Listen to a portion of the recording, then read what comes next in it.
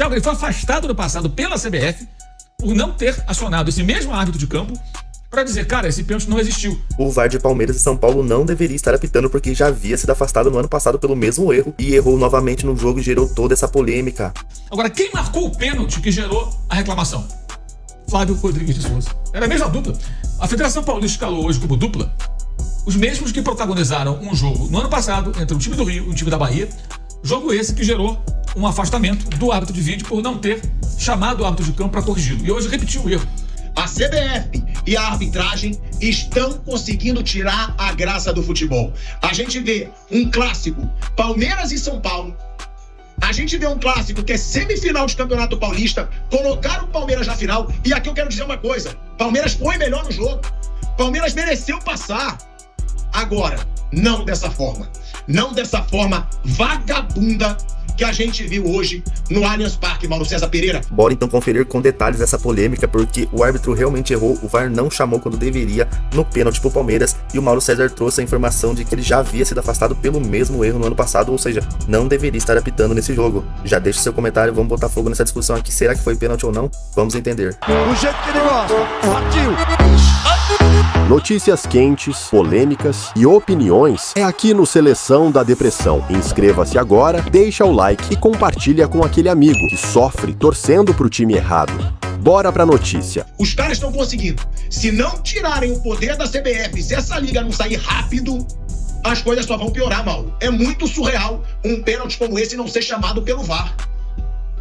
Eu não vou defender a CBF de forma alguma, mas vou discordar um pouco de você, porque o jogo foi do Campeonato Paulista, né? Então essa atribuição é da Federação Paulista. Eu estou aqui olhando aqui o site da Federação Paulista, né? Comissão Estadual de Arbitragem.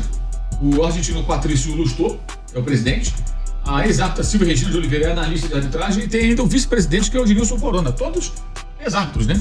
Todos apitaram, todos trabalharam. Mas a CBF não tem que aprovar esses árbitros e não é a CBF que decide os árbitros FIFA ou não? Não.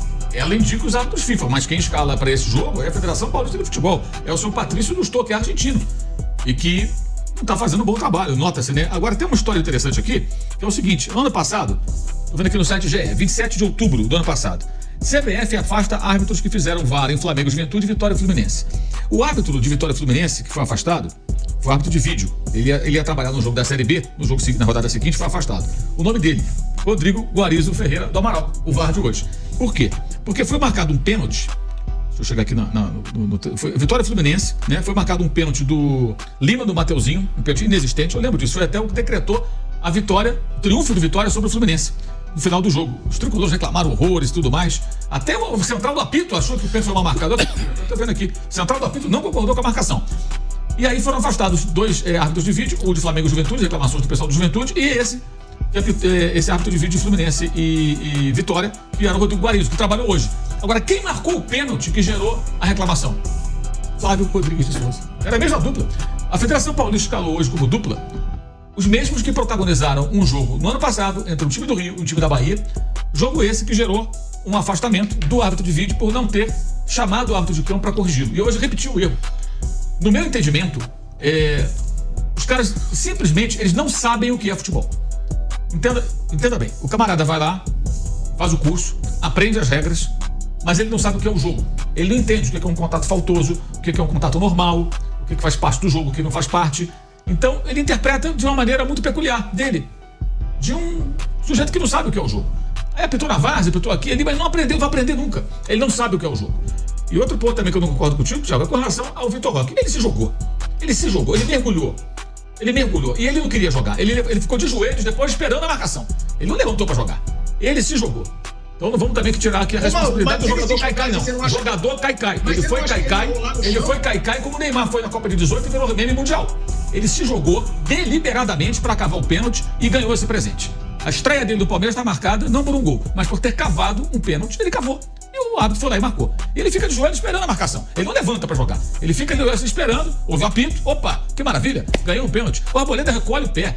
É vergonhoso. E o pior, depois da transmissão, a geração da federação mostra um outro ângulo para tentar nos convencer de que foi pênalti. É pior ainda, porque pelo ângulo que eles utilizaram, que é invertido, fica mais claro ainda que o jogador se atira antes do contato. Ele dá um pulo antes de se aproximar do Eu acho até difícil falar de um jogo desse. Thiago, ele foi afastado no passado pela CBF por não ter acionado esse mesmo árbitro de campo para dizer, cara, esse pênalti não existiu. E foi no final do jogo, decretou a derrota do Fluminense, que lutava contra o rebaixamento com a Vitória. Depois o Vitória escapou, ficou bem colocado, o Fluminense se safou do rebaixamento nas últimas rodadas. Isso foi no primeiro turno do campeonato, né? Então, um negócio bizarro, foi já no segundo turno. Um negócio bizarro que aconteceu. Porque você primeiro tem a escalação de uma dupla que protagonizou um erro do passado que gerou um afastamento de um deles. Aí os caras vão pro jogo, novamente o árbitro de campo marca um pênalti inexistente e o de vídeo não chama. Pra mim só tem uma explicação. Eles não sabem o que é. Uma jogada normal, uma encenação. Eles não sabem, então eles vão marcando. E não são os únicos. Tem vários assim. Os caras não sabem o que é o jogo de futebol. Então é difícil até falar do jogo. O que dá pra falar desse jogo? Analisar o quê? Sério, analisar o quê? Depois disso, o que aconteceu? Um time desesperado e o time que joga assim, o São Paulo joga de que maneira? Porra, cara, nós estamos sendo prejudicados pra cacete aqui, pô. Sabe, você joga com aquele peso na cabeça, sabe, nos ombros. Pô, olha a situação. Porque uma coisa é um pênalti polêmico. Uns acham que foi, outros acham que não foi e tal. Mas esse, cara, eu tô olhando aqui a repercussão, até os palmeirenses estão concordando que realmente não existiu a penalidade. É quase uma unanimidade. Amanhã, mas aí você quer falar da CBF? A CBF vai escalar daqui a pouco. E a gente vai lembrar aqui, quando eles forem escalados, a gente vai lembrar, ó, a dupla, junto ou separado, vai ser escalado. Talvez tenha uma geladeirinha, daqui a pouco eles reaparecem de novo. E aí tudo pode acontecer, porque eles não sabem o que é futebol, eles não conhecem esse esporte. Bom, o Mauro falou disso de geladeira, né? E é muito bom a gente falar sobre esse assunto, porque o que mais me revolta é que quando o jogador faz uma besteira pequena, ele pega 2 jogos de gancho, ele pega 3. Quando um jogador comete um erro grave, ele pega um gancho grande de jogos, ele é suspenso. Agora, e os árbitros? Eu quero ver se esses caras vão ficar pelo menos 1 mês sem serem escalados, que eu acho pouco, tá? Eu acho que para um erro decisivo, num clássico, numa semifinal, é pelo menos 6 meses de geladeira. É tipo assim, meu garoto, se você não entende nada da regra do futebol, você tem que ficar 6 meses num curso para você entender o que é pênalti, o que é cavar uma falta, que quando o atacante busca o choque, não é pênalti, o zagueiro tirou o pé. Como é que você marca pênalti se o zagueiro tirou o pé? Agora, o Mauro diz, e eu concordo, não dá pra falar muito do jogo quando uma semifinal é decidida num lance vergonhoso como esse. E aí eu até entendo, tem palmeirense que às vezes quer criticar. O Pilhado não foi enfático assim no impedimento do Bruno Henrique, porque eu leio o chat, eu gosto de ler, eu não tenho medo de ataque. Agora, eu falei aqui que eu achei que estava impedido, mas que não dava pra cravar no lance, e não dava. Agora, se o torcedor quer comparar um pênalti escandaloso como esse, com um impedimento duvidoso, que com a linha de impedimento ficou duvidoso, é por isso que o nosso futebol tá uma bosta. Porque o torcedor, ele só pensa no umbigo dele.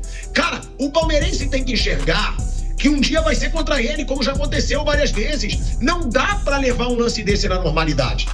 É feio a gente ver um lance desse no futebol, pô.